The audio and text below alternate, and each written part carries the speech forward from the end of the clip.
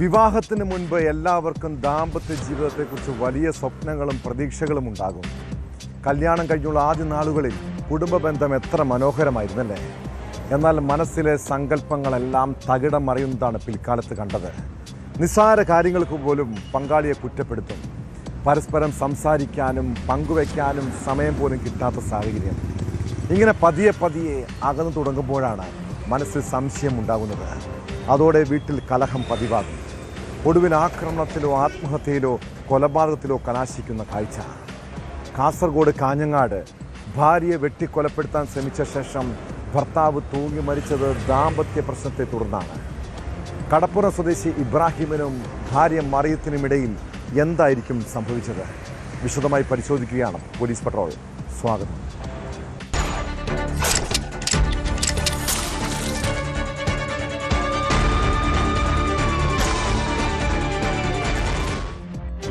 കാസർഗോഡ് കാഞ്ഞങ്ങാട്ടെ ഇബ്രാഹിമും ഭാര്യ മറിയവും മക്കളോടൊപ്പം സന്തോഷത്തോടെ കഴിഞ്ഞിരുന്നൊരു കുടുംബമാണ്. എല്ലാ വീടുകളിലെയും പോലെ ചെറിയ വഴക്കും പ്രശ്നങ്ങളുമൊക്കെ ഇവിടെയും ഉണ്ടായിട്ടുണ്ട്. അതൊക്കെ അധികം നാൾ നീണ്ടുപോയിട്ടില്ല. പക്ഷെ കഴിഞ്ഞ ദിവസം മക്കളും ബന്ധുക്കളുമെല്ലാം പള്ളിയിൽ പോയ സമയത്ത് ഇബ്രാഹിമും മറിയവും തമ്മിൽ ചെറിയ വാക്കുതർക്കമുണ്ടായി. പെട്ടെന്നുള്ള പ്രകോപനത്തിൽ അയാൾ ഭാര്യയെ വാക്കത്തി കൊണ്ട് വെട്ടി. പിന്നീട് ഇബ്രാഹിം നേരെ പോയത് വീടിൻ്റെ പിൻഭാഗത്തേക്കാണ്. ബഹളം കേട്ട അയൽവാസികൾ ഓടിക്കൂടിയപ്പോൾ മരണത്തോട് മല്ലടിക്കുന്ന മറിയം വീടിനുള്ളിൽ. ഇബ്രാഹിം വീടിന് സമീപത്തെ മരത്തിൽ തൂങ്ങി മരിച്ച നിലയിൽ. ആക്രമണത്തിൽ ഗുരുതരമായി പരിക്കേറ്റ വീട്ടമ്മ മംഗളൂരുവിലെ സ്വകാര്യ ആശുപത്രിയിൽ ചികിത്സയിലാണ്.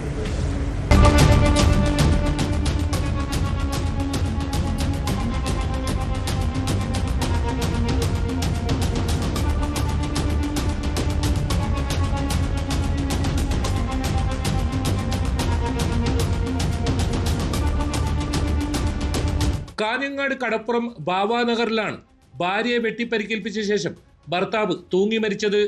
സംഭവം നാടിനെ നടുക്കിയിട്ടുണ്ട്.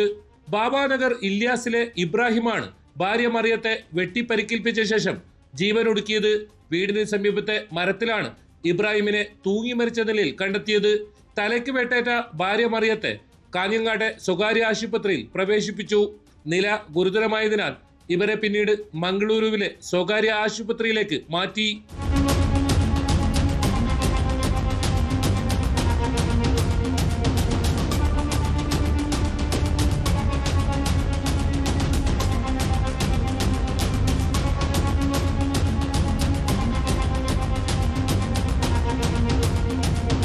പുലർച്ചെയോടെ ഇബ്രാഹിമും ഭാര്യ മറിയവും തമ്മിൽ കുടുംബ പ്രശ്നങ്ങളെ തുടർന്ന് തർക്കമുണ്ടായതായാണ് കരുതുന്നത്.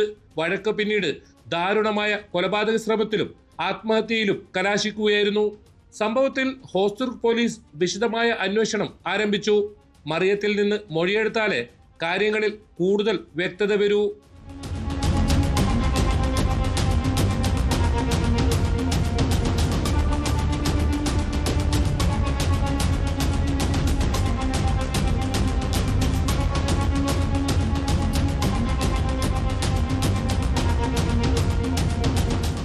ന്യൂസ് 18 കാസർഗോഡ്. കേരളത്തിൽ ഇപ്പോൾ എവിടെ പോയാലും ജോലിക്ക് നിൽക്കുന്നത് ഇതര സംസ്ഥാന തൊഴിലാളികളാണ്. ഒരു കാലത്ത് നിർമ്മാണ മേഖലയിൽ മാത്രമായിരുന്നു അവരുടെ ജോലിയെങ്കിൽ ഇപ്പോൾ ഹോട്ടലിലും മാളുകളിലും ബ്യൂട്ടി സലൂണിലുമൊക്കെ അയൽ സംസ്ഥാനക്കാരാണ് മുഴുവൻ. എന്നാൽ ജോലിക്ക് നിർത്തുമ്പോൾ അവരുടെ സ്വഭാവവും പശ്ചാത്തലവുമൊക്കെ ആരെങ്കിലും ശ്രദ്ധിക്കാറുണ്ട്? ഇടുക്കി അടിമാലിയിൽ മുടിവെട്ടാനായി ബാർബർ ഷോപ്പിലെത്തിയ 8 വയസ്സുകാരനോട് അപമര്യാദയായി പെരുമാറിയത് ഇതര സംസ്ഥാന തൊഴിലാളിയാണ്. കേസിൽ ഉത്തർപ്രദേശ് മൂർഷിദാബാദ് സ്വദേശി അലിനെ പോലീസ് അറസ്റ്റ് ചെയ്തു. പോക്സോ വകുപ്പ് പ്രകാരമാണ് ഇയാൾക്കെതിരെ കേസെടുത്തിട്ടുള്ളത്.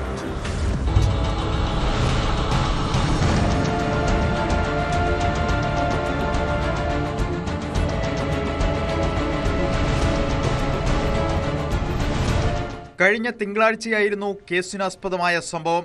അടിമാലി ടൗണിൽ മൂന്നാർ റോഡിൽ പ്രവർത്തിക്കുന്ന ബാർബർ ഷോപ്പിൽ 8 വയസ്സുകാരൻ മുടിവെട്ടാനെത്തിയപ്പോൾ കുട്ടിയുടെ ശരീരത്ത് പിടിക്കുകയും അപമര്യാദയായി പെരുമാറിയെന്നുമാണ് കേസ്. കുട്ടിയുടെ രക്ഷിതാക്കളുടെ പരാതിയെ തുടർന്ന് ഉത്തർപ്രദേശ് മൂർഷിദാബാദ് സ്വദേശി അലിനെ അടിമാലി പോലീസ് അറസ്റ്റ് ചെയ്തു.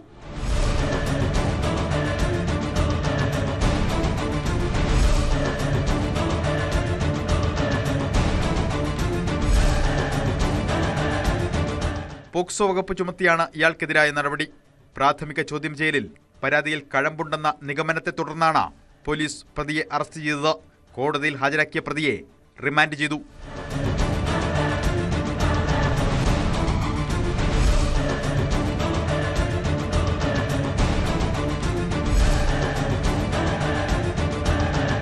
ന്യൂസ് 18 ഇടുക്കി. വെറും 20 രൂപയുടെ പേരിൽ മുടിവെട്ട് കടയിൽ ഭീകരാന്തരീക്ഷം സൃഷ്ടിച്ച യുവാവ്. എറണാകുളം സൗത്ത് പാലത്തിന് താഴെയുള്ള സലൂണിനാണ് മുടിവെട്ടാൻ കൂടുതൽ തുക എടുത്തതിനെ ചൊല്ലിയുള്ള തർക്കത്തെ തുടർന്ന് ജീവനക്കാർക്ക് നേരെ ആക്രമണമുണ്ടായത്. കടവന്ത്ര സ്വദേശി സുഭാഷ് ജീവനക്കാരെ ചുറ്റിക കൊണ്ട് ആക്രമിക്കുകയായിരുന്നു. മുടിവെട്ടിയതിന് 100 രൂപ വാങ്ങിയതാണ് ഇയാളെ പ്രകോപിപ്പിച്ചത്. സുഭാഷ് മദ്യലഹരിയിൽ ആക്രമണം നടത്തിയെന്നാണ് പോലീസ് പറയുന്നത്.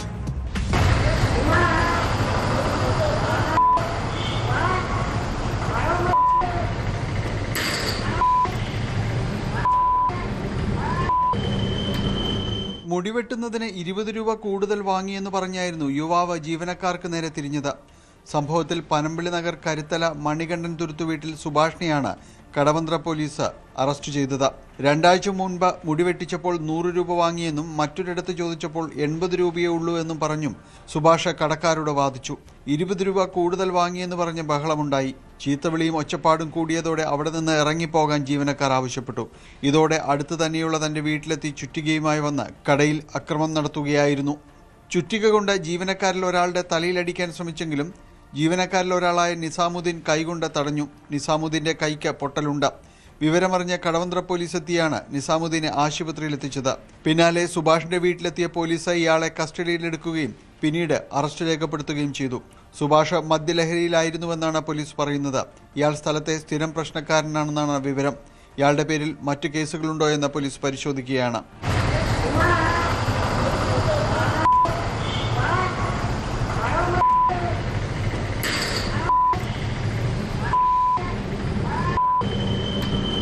ന്യൂസ് 18 കൊച്ചി.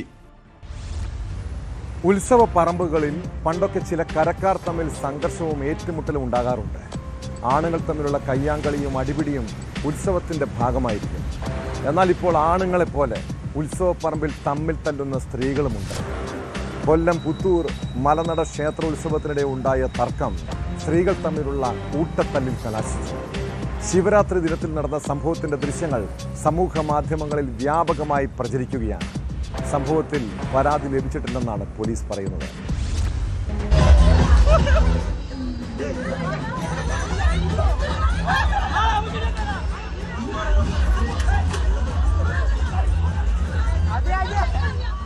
കൊല്ലം പുത്തൂർ മലനാട ക്ഷേത്രത്തിൽ ഉത്സവത്തിനിടെയാണ് സ്ത്രീകൾ തമ്മിൽ കൂട്ടത്തലുണ്ടായത്. ഉത്സവവുമായി ബന്ധപ്പെട്ടുണ്ടായ വാക്കുതർക്കമാണ് പിന്നീട് കയ്യാങ്കളിയിലേക്ക് വഴിമാറിയത്.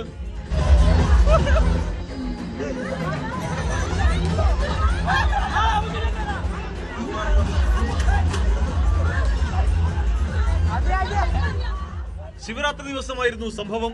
തർക്കം രൂക്ഷമായതോടെ ചിലർ ഹെൽമറ്റ് ഉപയോഗിച്ചും പരസ്പരം മർദ്ദിക്കുന്നത് ദൃശ്യങ്ങളിലുണ്ട്. ഒപ്പമുണ്ടായിരുന്നവരിടപെട്ട് സംഘർഷം അവസാനിപ്പിക്കാൻ ശ്രമിച്ചെങ്കിലും ആദ്യഘട്ടത്തിൽ ഫലം കണ്ടില്ല.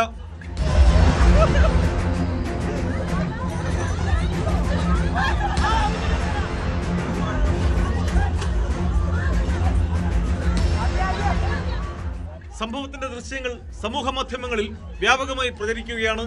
എന്നാൽ ഇരുഭാഗങ്ങളും പരാതി നൽകിയിട്ടില്ലാത്തതിനാൽ ഇതുവരെ കേസെടുത്തിട്ടില്ലെന്ന് പോലീസ് അറിയിച്ചു.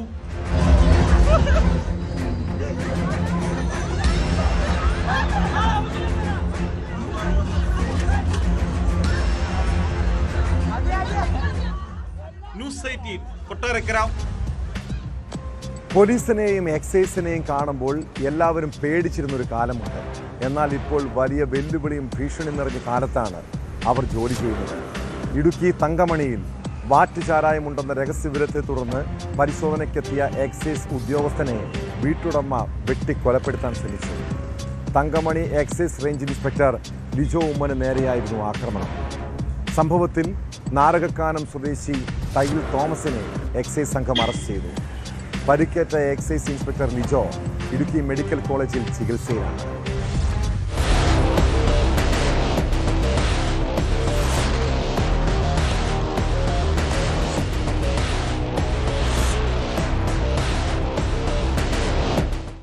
ഞായറാഴ്ച രാത്രിയാണ് സംഭവം നടന്നത്.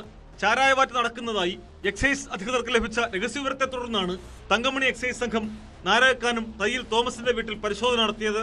തങ്കമണി എക്സൈസ് റേഞ്ച് ഇൻസ്പെക്ടർ ലിജോമന്റെ നേതൃത്വത്തിലുള്ള ഉദ്യോഗസ്ഥർ വീട്ടിലെത്തിയപ്പോൾ പ്രകോപിതനായ തോമസ് വാക്കത്തി ഉപയോഗിച്ച് എക്സൈസ് സംഘത്തെ ആക്രമിക്കുകയായിരുന്നു. ആക്രമണത്തിൽ ഇൻസ്പെക്ടർ ലിജോമന്റെ കണ്ണിനും മുഖത്തും കാൽമുട്ടിലും പരിക്കേറ്റു.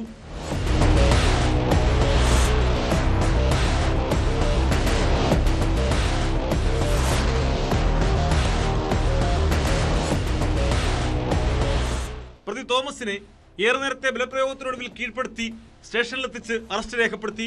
പരിക്കേറ്റ ലിജോമനെ ഇടുക്കി മെഡിക്കൽ കോളേജ് ആശുപത്രിയിൽ പ്രവേശിപ്പിച്ചു. പരിശോധനയിൽ തോമസിന്റെ വീട്ടിൽ നിന്നും 30 ലിറ്റർ കോടയും വാറ്റുപകരണങ്ങളും കണ്ടെടുത്തിട്ടുണ്ട്. കൃത്യനിർവഹണം തടസ്സപ്പെടുത്തിയതിനും ആയുധം ഉപയോഗിച്ചുള്ള ആക്രമണത്തിനും ഇയാളുടെ പേരിൽ തങ്കമണി പോലീസിൽ എക്സൈസ് ഉദ്യോഗസ്ഥർ പരാതി നൽകി. കോടതിയിൽ ഹാജരാക്കിയ പ്രതിയെ റിമാൻഡ് ചെയ്തു.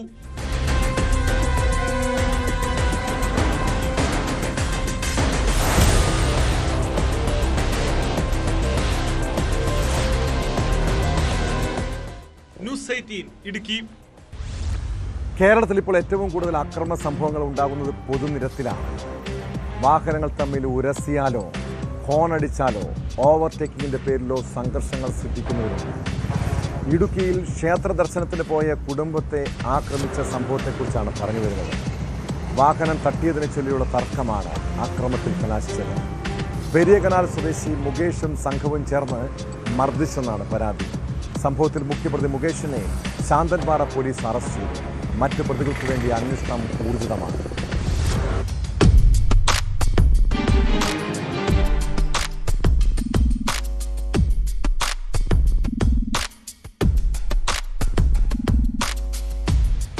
കഴിഞ്ഞ 15-ന് മുട്ടുകാട് ഗൗരീശങ്കരം ക്ഷേത്രത്തിൽ ദർശനത്തിനെത്തിയ മുട്ടുകാട് സൊസൈറ്റി മേഡ് സ്വദേശി അഭിനവ് എന്ന യുവാവിനെയും കുടുംബത്തെയുമാണ് മുകേഷും കണ്ടാലറിയാവുന്ന 4 പ്രതികളും ചേർന്ന് അസഭ്യം പറഞ്ഞതും തുടർന്ന് ആക്രമിച്ചു പരിക്കേൽപ്പിച്ചതും. ക്ഷേത്രത്തിന് സമീപമാണ് ആക്രമണമുണ്ടായത്.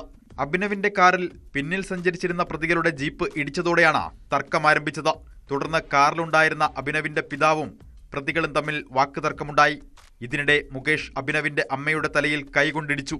ഇത് തടയാൻ ശ്രമിച്ച അഭിനവിനും മുഖത്ത് മർദ്ദനമേറ്റു. ഇരു കൂട്ടരും തമ്മിൽ കയ്യാങ്കളിയായതോടെ മുകേഷ് ജീപ്പിൽ നിന്നെടുത്ത ജാക്കി ലിവർ ഉപയോഗിച്ച് അഭിനവിന്റെ തലയിൽ അടിക്കുകയായിരുന്നു. ആക്രമണം തടയുന്നതിനിടെ അഭിനവിന്റെ കൈക്ക് ഗുരുതരമായി പരിക്കേറ്റു.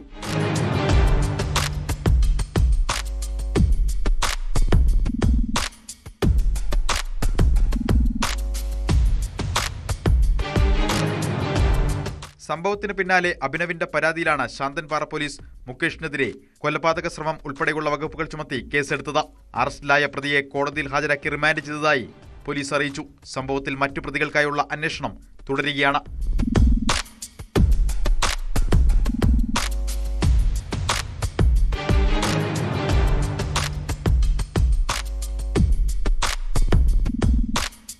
ന്യൂസ് 18 ഇടുക്കി. ലഹരിവിരുദ്ധ പ്രചാരകനും സോഷ്യൽ മീഡിയ ഇൻഫ്ലുവൻസറുമായ ഫിലിപ്പ് മമ്പാടിൻ്റെ തനി സ്വഭാവം പുറത്തുവന്നത് പോക്സോ കേസിൽ അറസ്റ്റിലായതോടെയാണ്. ആദ്യഘട്ടത്തിൽ പലർക്കും അത് വിശ്വസിക്കാൻ പോലും കഴിഞ്ഞില്ല. എന്നാൽ കേസിൻ്റെ വിശദാംശങ്ങൾ പുറത്തു വന്നതോടെയാണ് അയാളിലെ കാപട്യം നിറഞ്ഞ മനുഷ്യനെ മനസ്സിലായത്. ഫിലിപ്പ് മമ്പാട് നടത്തിയത് അതീവ ഗുരുതരമായ കുറ്റകൃത്യമെന്ന് റിമാൻഡ് റിപ്പോർട്ടിൽ പറയുന്നു. ഫിലിപ്പ് മമ്പാട് ഹോട്ടലിൽ മുറിയെടുത്തത് പോലീസ് ID കാർഡ് കാണിച്ചാണെന്നും അതിജീവിതയുടെ വീട്ടിൽ പോയി ഫിലിപ്പ് ഒത്തുതീർപ്പിന് ശ്രമിച്ചിരുന്നുവെന്നും റിമാൻഡ് റിപ്പോർട്ടിൽ പരാമർശമുണ്ട്.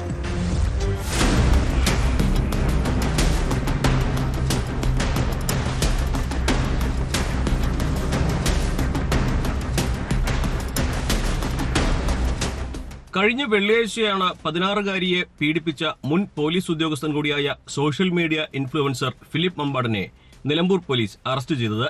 തന്റെ അടുക്കൽ കൌൺസിലിംഗിന് വന്ന 16-കാരിയെ കാസർഗോഡ് കൊണ്ടുപോയി ഹോട്ടലിൽ വെച്ച് പീഡിപ്പിച്ചുവെന്നാണ് പരാതി. ഫിലിപ്പ് മമ്പാട് സ്വയം പോലീസ് സർവീസിൽ നിന്ന് വിരമിച്ച ആളാണ്.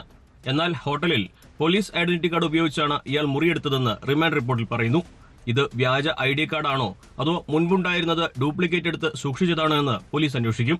ലൈംഗികമായി ഉപയോഗിക്കണമെന്ന ഉദ്ദേശത്തോടെ കരുതിക്കൂട്ടി തന്നെ പെൺകുട്ടിയെ കൂട്ടിക്കൊണ്ടുപോയതാണ്. മോട്ടിവേഷൻ പ്രോഗ്രാമിന് കൊണ്ടുപോകുന്നുവെന്നാണ് കുട്ടിയെ ധരിപ്പിച്ചതെന്നും റിമാൻഡ് റിപ്പോർട്ടിൽ പരാമർശമുണ്ട്.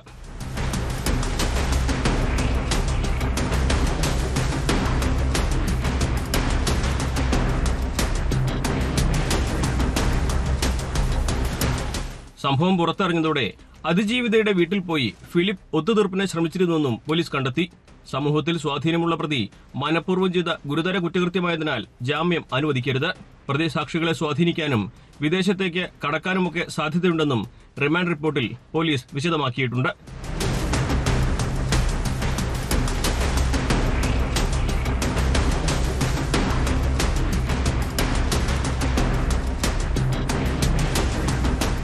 ന്യൂസ് 18 മലപ്പുറം. അടച്ചിട്ട മുറിയിൽ ബാധ ഒഴിപ്പിക്കലെന്ന പേരിൽ നടത്തിയ ലൈംഗിക ചൂഷണം. കൊല്ലം കൊട്ടാരക്കര പുത്തൂരിൻ്റെ മുരാരി തന്ത്രി എന്നറിയപ്പെടുന്ന രാജൻ ബാബുവിൻ്റെ തട്ടിപ്പ് ഏർപ്പാടുകൾ ഇനിയെങ്കിലും ജനങ്ങൾ മനസ്സിലാക്കണം. 16-കാരിക്ക് നേരെയുണ്ടായ ലൈംഗിക അതിക്രമ കേസിൽ പ്രതിയായ മുരാരി തന്ത്രി പോലീസിനോട് പറഞ്ഞതെല്ലാം പച്ചക്കള്ളമാണ്. പീഡനം നടന്ന സ്ഥലത്തെത്തിച്ച് അന്വേഷണ സംഘം പ്രതിയുമായി തെളിവെടുപ്പ് നടത്തി. പെൺകുട്ടിയെ എത്തിച്ച മുറിയടക്കം പരിശോധിച്ച പോലീസ് പ്രതിയുടെ മൊഴിയിലെ വൈരുദ്ധ്യങ്ങൾ ചൂണ്ടിക്കാട്ടി. സംഭവത്തിൽ സാമ്പത്തിക ഇടപാടുകൾ അടക്കമുള്ള കാര്യങ്ങളിലും അന്വേഷണം പുരോഗമിക്കുകയാണ്.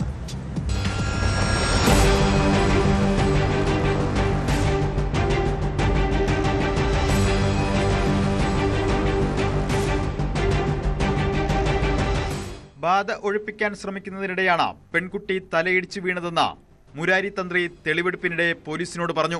എന്നാൽ അടച്ചിട്ട മുറിയിൽ എന്തു ബാധ ഒഴിപ്പിക്കൽ എന്നായിരുന്നു പോലീസിന്റെ മറുചോദ്യം.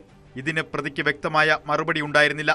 കേസിൽ തന്നെ കുടുക്കിയതാണെന്ന മുരാരി തന്ത്രി ആവർത്തിച്ചുവെങ്കിലും ഇയാളുടെ സാമ്പത്തിക ഇടപാടുകളിലും അന്വേഷണം പുരോഗമിക്കുകയാണ്.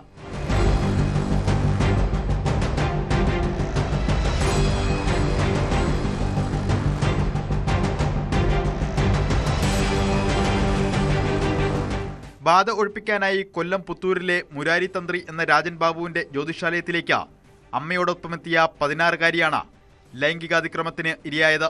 അമ്മയെ മുറിയുടെ പുറത്തിരുത്തിയ പ്രതി പെൺകുട്ടിയെ കൂട്ടിക്കൊണ്ടുപോയി ഉപദ്രവിക്കുകയായിരുന്നുവെന്നാണ് പരാതി. പെൺകുട്ടി നിലവിളിച്ച് പുറത്തേക്കോടിയതോടെയാണ് സംഭവം പുറത്തറിഞ്ഞത്. ഇതിനിടയിൽ പ്രതി വീടിന്റെ പുറകുവശം വഴി ഓടി രക്ഷപ്പെട്ടു.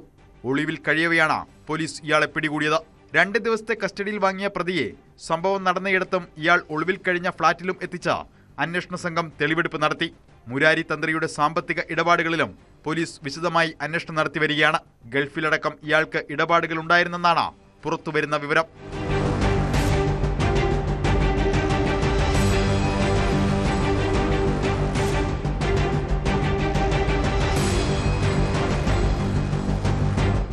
ന്യൂസ് 18 കൊട്ടാരക്കര.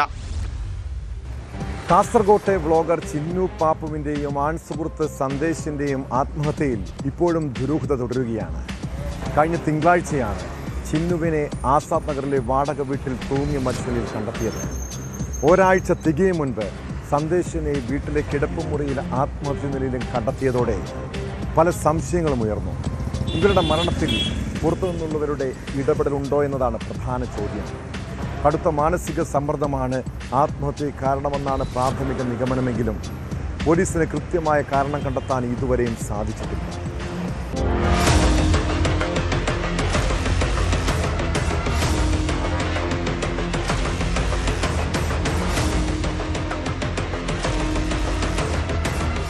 ആദൂർ സ്വദേശിനിയും വ്ളോഗറുമായ ചിന്നുപ്പാപ്പു എന്ന രേഷ്മയുടെയും ആൺ സുഹൃത്ത് മന്നിപ്പാടി സ്വദേശി സന്ദേശിന്റെയും ആത്മഹത്യയിൽ ഇതുവരെ വ്യക്തത വരുത്താൻ പോലീസിന് കഴിഞ്ഞിട്ടില്ല. കുടുംബ പ്രശ്നത്തെ തുടർന്ന് കടുത്ത മാനസിക സമ്മർദ്ദത്തിലായിരുന്നു രേഷ്മ എന്ന് പ്രാഥമിക അന്വേഷണത്തിൽ കണ്ടെത്തി.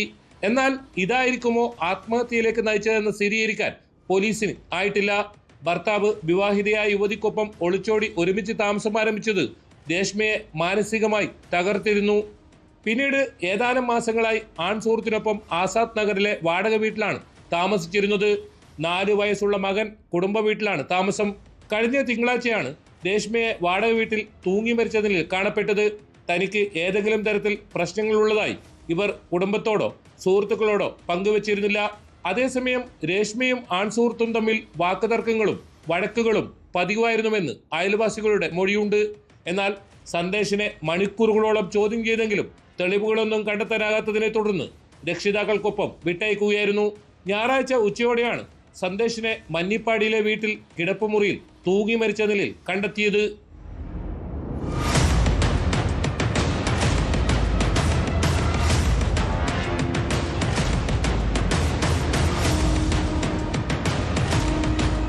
രേഷ്മയുടെ മരണവും ആത്മഹത്യക്ക് പിന്നിൽ സന്ദേശാണെന്ന വ്യാപക പ്രചരണവുമാണ് ഇയാൾ ജീവനൊടുക്കാൻ കാരണമെന്നാണ് പ്രാഥമിക അന്വേഷണത്തിൽ കണ്ടെത്തിയത്. രേഷ്മയുടെ ആത്മഹത്യക്ക് കാരണം സന്ദേശാണെന്ന് നേരത്തെ കുടുംബവും ആരോപിച്ചിരുന്നു.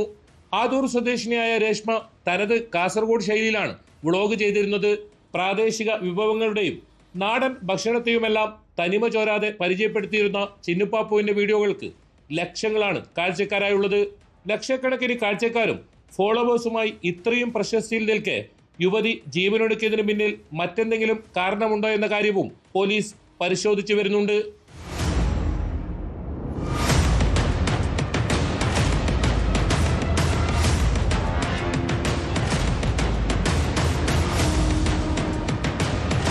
ന്യൂസ് 18 കാസർഗോഡ്. അഭിലാഷം സിനിമയുടെ സംവിധായകൻ ഷംസുദിനെ എന്തിനാണ് തിടുക്കപ്പെട്ട് പോലീസ് അറസ്റ്റ് ചെയ്തത്? പ്രതി മുൻകൂർ ജാമ്യത്തിന് അപേക്ഷിച്ച സാഹചര്യത്തിൽ ഷംസുദിനെ അറസ്റ്റ് ചെയ്ത പോലീസ് നടപടിയിൽ കോടതി ഉന്നയിച്ച ചോദ്യമാണിത്. ഫ്ളാറ്റിന്റെ വാതിൽ പൊളിച്ച് രാത്രിയിൽ അറസ്റ്റ് രേഖപ്പെടുത്തിയ നടപടി നേരിട്ട് ഹാജരായി വിശദീകരണം നൽകാൻ അന്വേഷണ ഉദ്യോഗസ്ഥനോട് കോടതി നിർദ്ദേശം നൽകി. രാഷ്ട്രീയ സമ്മർദ്ദത്തിലാണ് അറസ്റ്റ് ചെയ്തതെന്ന് സംവിധായകൻ ഷംസുദ്ദീൻ ന്യൂസ് 18നോട് പറഞ്ഞു.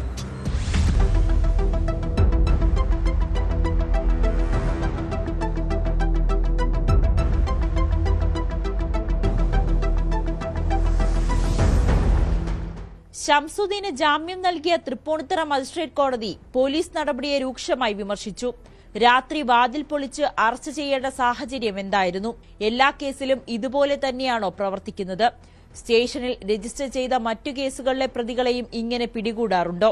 അറസ്റ്റ് നടപടിക്രമങ്ങൾ കൃത്യമായി പാലിച്ചിരുന്നോ എന്നും ചോദിച്ച കോടതി ഹിൽ പാലസ് SHO നേരിട്ട് ഹാജരായി വിശദീകരണം നൽകാൻ ആവശ്യപ്പെട്ടു. രാഷ്ട്രീയ സമ്മർദ്ദത്തെ തുടർന്നാണ് തന്നെ അറസ്റ്റ് ചെയ്തതെന്ന് സംവിധായകൻ ഷംസുദ്ദീൻ ന്യൂസ് 18നോട് പറഞ്ഞു. മുഖ്യമന്ത്രിയുടെ ഓഫീസിൽ നിന്നും ഇടപെടലുണ്ടായി. MA ബേബിയുടെ അടുത്ത ബന്ധുവാണ് നിർമ്മാതാവ് ആൻസരികയെന്നും സംവിധായകൻ. ഞാൻ മനസ്സിലാക്കിയത്, ഞാൻ അറസ്റ്റ് ചെയ്യാൻ പോലീസ് നിൽക്കുന്ന സമയത്ത് സ്വാഭാവികമായിട്ടും ഞാൻ എൻ്റെ സുഹൃത്തുക്കൾ വഴി അറസ്റ്റ് ഒഴിവാക്കാനുള്ള ശ്രമങ്ങൾ നടത്തുമ്പോൾ ഞാൻ മനസ്സിലാക്കുന്നത് ഇത് നമ്മുടെ ഒന്നും കയ്യിൽ നിൽക്കില്ല, നമ്മളെ കൊണ്ടൊന്നും കൂട്ടിയാൽ കൂടില്ല. ഇത് കുറച്ച് വലിയ കളികൾ ഇതിൻ്റെ പിന്നിലുണ്ട്.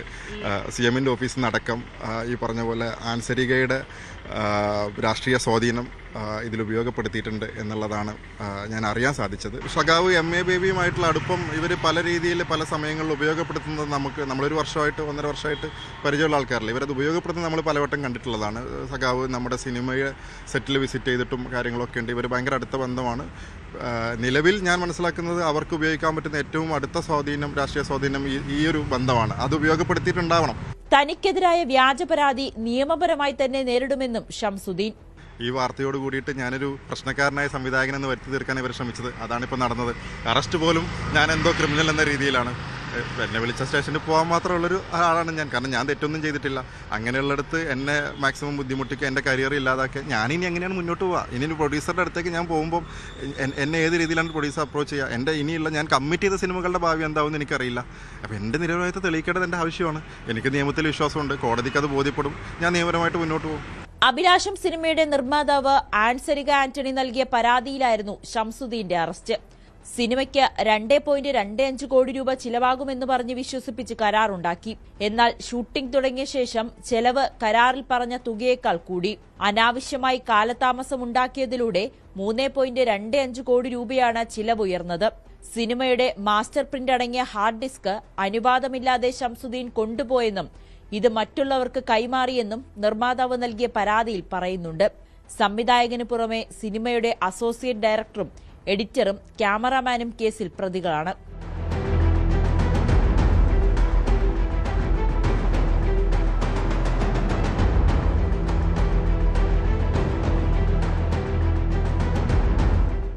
ന്യൂസ് 18 കൊച്ചി. എറണാകുളം പെരുമ്പാവൂരിലെ ഇതര സംസ്ഥാന തൊഴിലാളികളുടെ താമസ സ്ഥലങ്ങളിൽ പോയാൽ എവിടെയും ലഹരിയുടെ ഗന്ധമാണ്. മയക്കുമരുന്നും കഞ്ചാവും പാൻ മസാലയും ഉൾപ്പെടെ എത്തിച്ച് വിൽപ്പനയും ഉപയോഗവുമുണ്ട്. വാഴക്കുളത്ത് താമസിക്കുന്ന ബംഗാൾ സ്വദേശി റൂബൻ മൊല്ലയുടെ കിടപ്പുമുറിയിലെത്തിയ പോലീസ് അവിടുത്തെ കാഴ്ചകൾ കണ്ട് ഞെട്ടി. മുറി നിറയെ കഞ്ചാവ്. 51 കഞ്ചാവാണ് അവിടെ നിന്നും പിടിച്ചെടുത്തത്.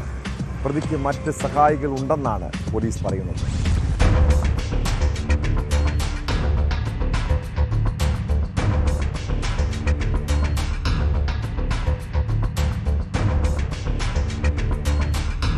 പെരുമ്പാവൂർ തെക്കേ വാഴക്കുളം ജംഗ്ഷന് സമീപം സ്വകാര്യ വ്യക്തിയുടെ ഉടമസ്ഥതയിലുള്ള വാടക വീടിന്റെ കിടപ്പുമുറിയിൽ നിന്നാണ് കഞ്ചാവ് പിടികൂടിയത്. മുറിക്കുള്ളിൽ കൂട്ടിയിട്ട നിലയിലായിരുന്നു കഞ്ചാവ്. ജോലി കഴിഞ്ഞ് രാത്രി മുറിയിലെത്തുന്ന പ്രതി ആവശ്യമായ കഞ്ചാവ് എടുത്ത ശേഷം വിൽപ്പന നടത്തുമെന്നാണ് പോലീസ് പറയുന്നത്.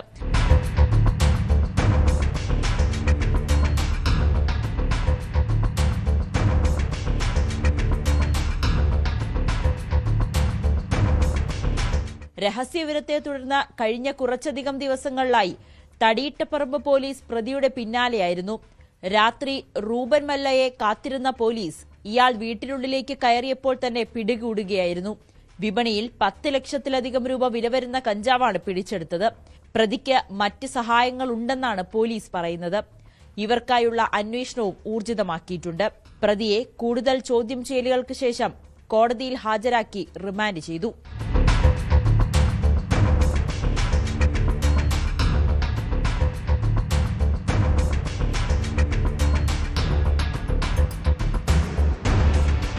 ന്യൂസ് 18 കൊച്ചി. കോഴിക്കോട് ജില്ലയിൽ സമീപകാലത്ത് നിരവധി പേരാണ് ലഹരിമരുന്നുമായി പിടിയിലാകുന്നത്. രാസലഹരി വിൽപ്പനയ്ക്കിടെ ബസ് ഡ്രൈവർ അറസ്റ്റിലായതാണ് ഒടുവിലത്തെ സംഭവം.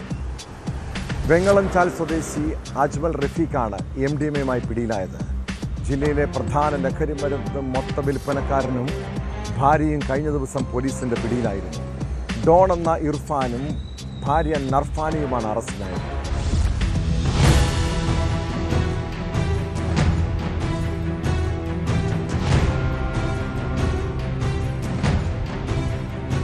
കോഴിക്കോട് കരുവശ്ശേരിയിൽ നടന്ന പരിശോധനയിൽ 7 ഗ്രാം MDMAയുമായാണ് ബസ് ഡ്രൈവർ പോലീസിന്റെ പിടിയിലായത്.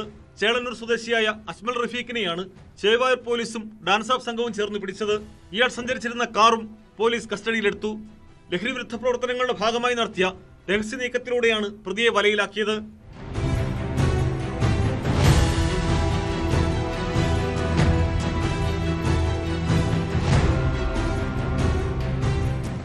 ജില്ലയിലെ ലഹരിമരുന്ന് വിപണിയിലെ പ്രധാന മൊത്തക്കച്ചവടക്കാരൻ ഡോൺ എന്ന ഇർഫാനെയും ഭാര്യ നർഫാനെയും മെഡിക്കൽ കോളേജ് പോലീസാണ് പിടികൂടിയത്.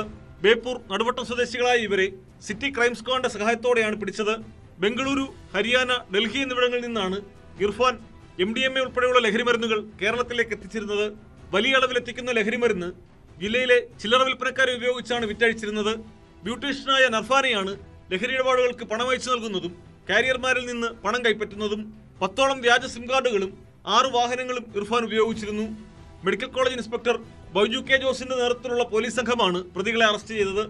കോടതിയിൽ ഹാജരാക്കിയ പ്രതികളെ റിമാൻഡ് ചെയ്തു.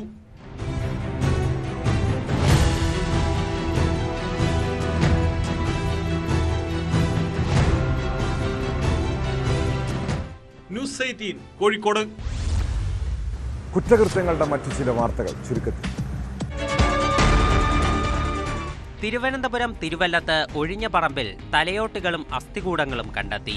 ചില പേരുകൾ രേഖപ്പെടുത്തിയിട്ടുള്ള തലയോട്ടുകൾ മെഡിക്കൽ പഠനത്തിനുള്ളതാണെന്നാണ് നിഗമനം. ഫോറൻസിക് സംഘവും പോലീസും സ്ഥലത്ത് പരിശോധന നടത്തി. നെടുമങ്ങാട് താലൂക്ക് ആശുപത്രിയിൽ ചികിത്സാ പിഴവിനെ തുടർന്ന് നവജാത ശിശു മരിച്ചെന്ന പരാതിയിൽ ഡോക്ടർമാരുടെ അന്വേഷണ സമിതി മാതാപിതാക്കളുടെ മൊഴിയെടുത്തു. ഡോക്ടർ ബിന്ദു സുന്ദറിന് 2 തവണ 5000 രൂപ വീതം നൽകിയെന്ന് അച്ഛൻ ബിനിൽ മൊഴി നൽകി. കൊല്ലം കളക്ടറേറ്റിൽ വ്യാജ ബോംബ് ഭീഷണി. മദ്യലഹരിയിൽ ഭീഷണി മുഴക്കിയ മയ്യനാട് സ്വദേശി പ്രമോദ് കസ്റ്റഡിയിലായെന്നാണ് നിഗമനം. ശബരിമല സ്വർണ്ണക്കവർച്ച കേസിൽ അത്യാധുനിക ശാസ്ത്രീയ പരിശോധന അനിവാര്യമെന്ന് ഹൈക്കോടതി. കുറ്റപത്രം തയ്യാറാക്കാൻ വിദഗ്ധ പരിശോധന ആവശ്യമെന്നും കോടതി ചൂണ്ടിക്കാട്ടി. സന്നിധാനത്ത് നിന്ന് ശേഖരിച്ച സ്വർണ്ണപ്പാളികൾ ജംഷഡ്പൂർ ദേശീയ മെറ്റലർജിക്കൽ ലബോറട്ടറിയിൽ പരിശോധിക്കുമെന്നും കുറ്റപത്രം മാർച്ച് 31 മുൻപ് നൽകുമെന്നും SIT അറിയിച്ചു. മലപ്പുറത്ത് പോക്സോ കേസിരയുടെ ദുരൂഹമരണത്തിൽ CBI അന്വേഷണം ആവശ്യപ്പെട്ട കുടുംബം. തന്നെ ലൈംഗികമായി ഉപദ്രവിച്ച കാരാട്ടെ അധ്യാപകനെതിരെ മൊഴി നൽകാനിരിക്കെയാണ് 2024 ഫെബ്രുവരി 19 എടവണ്ണാപ്പറ സ്വദേശിയായ 17-കാരിയെ ചാലിയാർ പുഴയിൽ മരിച്ച നിലയിൽ കണ്ടെത്തിയത്. ബുക്ക് ചെയ്ത കാർ സമയത്തിന് നൽകാത്തതിന് കാസർഗോഡ് സ്വദേശിക്ക് 29.1 ലക്ഷം രൂപ നഷ്ടപരിഹാരം നൽകാൻ ഉപഭോക്തൃ കോടതി വിധി. പ്രവാസിയായ ഹംസയ്ക്ക് അനുകൂലമായാണ് സംസ്ഥാന ഉപഭോക്തൃ തർക്കപരിഹാര കമ്മീഷൻ വിധി പ്രസ്താവിച്ചത്. നമ്മുടെ നാട്ടിൽ ഇപ്പോൾ യാതൊരു വകതിരിവുമില്ലാത്ത പിള്ളേരാണുള്ളത്. ചതിക്കുഴികൾ നിറഞ്ഞ ലോകത്തെക്കുറിച്ച് അവർക്ക് വലിയ ധാരണയൊന്നുമില്ല. ആരെങ്കിലും ഇഷ്ടമാണെന്ന് പറഞ്ഞാൽ പിന്നാലെ പോകും. പിന്നീട് ചതിക്കപ്പെട്ടെന്ന് മനസ്സിലാകുമ്പോഴേക്കും ജീവിതം കൈവിട്ടു പോയിരിക്കും. തിരുവനന്തപുരം നെയ്യാറ്റിൻകരയിൽ ഏതാനും വർഷങ്ങൾക്ക് മുൻപ് നടന്ന ഒരു പീഡന കേസിനെ കുറിച്ചാണ് പറഞ്ഞു വരുന്നത്. സ്കൂൾ വിദ്യാർത്ഥിനിയെ 37-കാരൻ പ്രണയം നടിച്ച് വീട്ടിൽ നിന്ന് തട്ടിക്കൊണ്ടുപോയി പീഡിപ്പിച്ച കേസ് ഏറെ കോളിളക്കം സൃഷ്ടിച്ചതാണ്. ആ കേസിൽ പ്രതി ആറ്റൂർ സ്വദേശി സുബീന് കോടതി 28 വർഷം തടവ് ശിക്ഷ വിധിച്ചിരിക്കുന്നു. കുട്ടികളെ ലൈംഗികമായി പീഡിപ്പിക്കുന്നവർക്കുള്ള ഒരു താക്കീത് കൂടിയാണ് പ്രതിക്കുള്ള ശിക്ഷ. ഇതോടെ പോലീസ് പട്രോൾ പൂർണ്ണമാവുന്നു. നമസ്കാരം.